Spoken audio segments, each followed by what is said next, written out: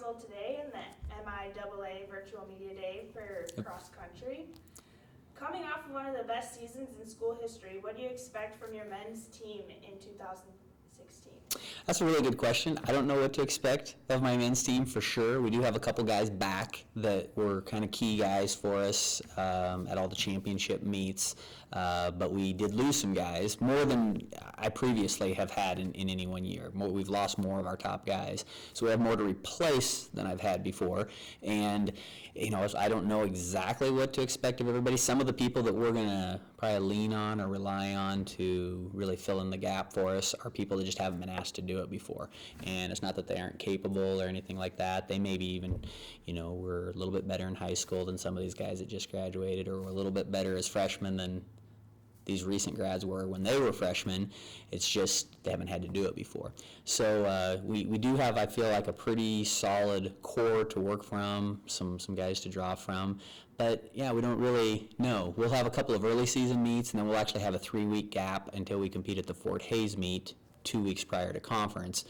So with just those couple of meets early and then a little bit of a gap, we've got a lot of time to train. A lot of summer is going to be pretty long. It's going to extend into late September for us, which I think we probably need this year.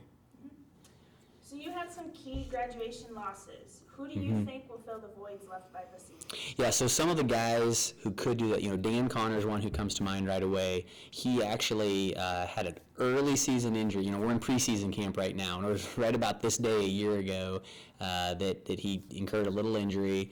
Took a little while to come back from it. He actually ended up competing at a meet, probably the last meet prior to conference. He competed unattached, and that day was our 4th or 5th guy, and so we kind of hemmed and hawed back and forth whether to have him compete or continue to redshirt. And I felt like last year that we could accomplish the same things whether he was there or not, and looking ahead to this year, I thought we're going to need you. And so he's a 5th-year senior for us who had our fastest 10K time last year on the track, and who, like I said, probably could have contributed last year for us. And so I think Dan is one. And then you put in there with Andrew Fields and John Landrigan, who are the returning guys who have done some good things for us. Then you get to guys that have maybe scored at the conference meet on the track, but haven't contributed in cross country. You get to, typically for us, when we've had decent teams, there's been a freshman who's come in and contributed, and it's not always the freshman who you really thought of as the top recruit coming in, but somebody came in and was ready right away to do it. John Landrigan was that person. Now that he's our team captain as a senior, he was that person as a freshman. So without knowing specific names, those are kind of the people that we're drawn from to see. I guess Cody Worth, honestly, would be another one. He's a guy who, on the track, he's an 800 guy, so 10,000 meters is pretty far for him. But he's a total team player. Many of his best performances have been at the biggest team meets. And so he's a guy that, even though it's kind of long for him, kind of like Paul Pape, who we had in the 800 a few years ago, he's someone who maybe could end up helping us out in cross, too. Perfect. Okay, so talk about this year's schedule. You guys are going to Augustana for the first time. Mm-hmm. Yeah, so we actually went to Augustana for the regional meet a few years ago, but haven't been to their regular season meet.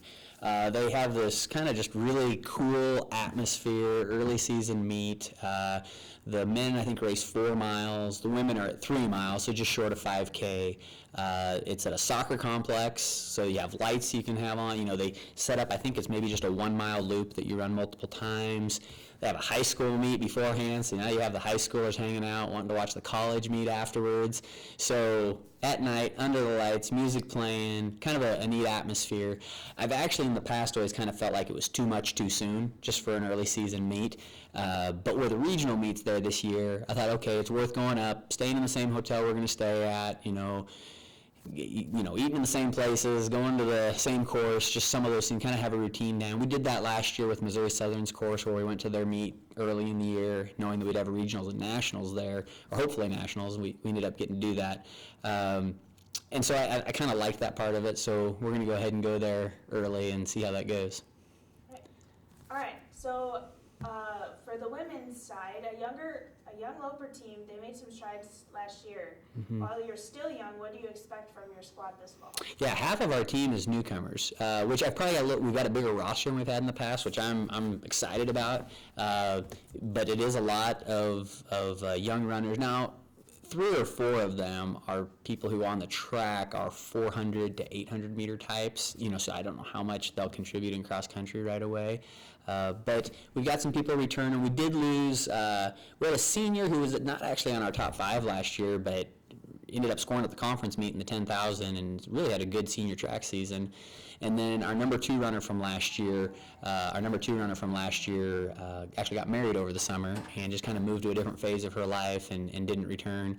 So that's probably the biggest ding on our team in terms of us continuing to move forward. But we've had some people who've had really good summers. We had some people who have progressed since a year ago in cross, maybe by having really good track seasons in between. So a Molly Dimon, a Melissa Davison, to go with, who has been our number 1 runner, Morgan Benish.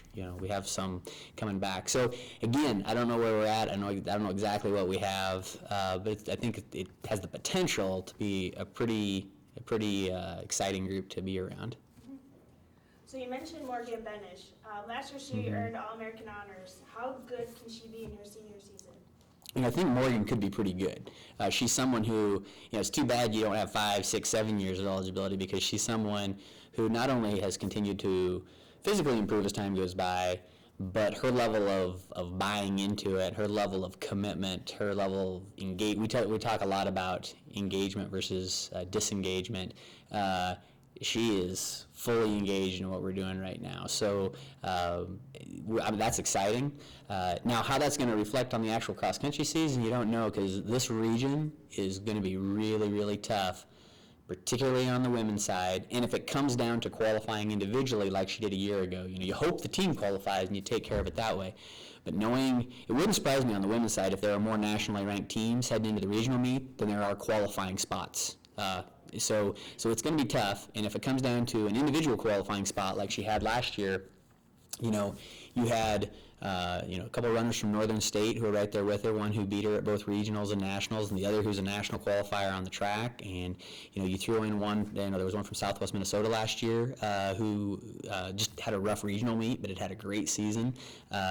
You got people. Say if someone like Winona or Mary or something like that, if their team doesn't qualify, they've got some good people. But then within the MIAA, you had one who redshirted last year who was really good. You have another one who's a several-time All-American on the track who just didn't qualify last year. You got another one who was a graduate transfer who did great on the track last spring. The list is pretty long, and every single one of those people I mentioned could be top 20 at the national meet on a given day. So, it's going to be really tough. But is she going to be better than she was a year ago? I think she will be. It's just a matter of, how good do you have to be. Right. So. All right, so talk about the size of your team. You guys have 19 runners. Mm-hmm. Yeah, on the women's side, 19 runners, which is actually the biggest crew that I've had. And it's just a combination of people that came to this campus for a variety of reasons, and being part of the track and field and cross-country program is part of it. So whether it's academic scholarships that they got, or just a variety of different scholarships and people transferring in and that sort of thing, it just was a kind of a nice combination of events that led us to having a pretty big recruiting class this year. And again, I'm excited about that, but you got a lot of people making a transition. You have there's a lot of stress involved with that, and not everybody responds to it the same way. And but I know the upperclassmen are excited about it, and they like it and have an opportunity to really lead some. So literally it's almost a one-to-one correspondence now, where I've assigned an upperclassman to a freshman, or a newcomer, I guess. And things like, hey, go walk around campus, make sure you know where all your classes are. Hey, help them move into their dorms and that sort of thing. So kind of creates a cool sort of mentoring situation on our team. So hopefully that transitions into great performances in cross and on the track for us. So. All right, so what do the MIAA and the Central Region races look like this year for you guys? Yeah, so I mentioned on the women's side how strong I feel like the region's going to be. You got the Northern Sun, you got the MIAA, Then you got the Great American Conference, down south, and all three regions had teams that were pretty good a year ago, and I think it's just going to continue to be that way. I think there were one team that was towards the top, but not a national qualifier, redshirted their best runner last year. Now that she's back, and if the rest of the team is 1 year better, they're pretty good. But yeah, there are a number of teams on the women's side who I feel like are very strong. And on the men's side, it probably hasn't been as strong up top. I mean, Augustana has traditionally been very good. A couple years ago, Sioux Falls got in there and was in the top 8 at the national meet. But I feel like the depth in this region is pretty good. So when you're talking about there's maybe 30-some teams that are assigned to your region, and day of the regional meet, there's 25 of them there. This is the type of region where there's maybe 8-10 teams in the region that may not be top 5 at the national meet, but are teams that, if you really looked at where they were at and where they stacked up within Division II, you're talking about teams that are 10th to 30th, 10th to 35th, so pretty solid Division II teams, and they're just going to be battling for those qualifying spots. And, you just hope that we get to be one of them. All right. Thank you, Coach. Okay, absolutely. Thank you.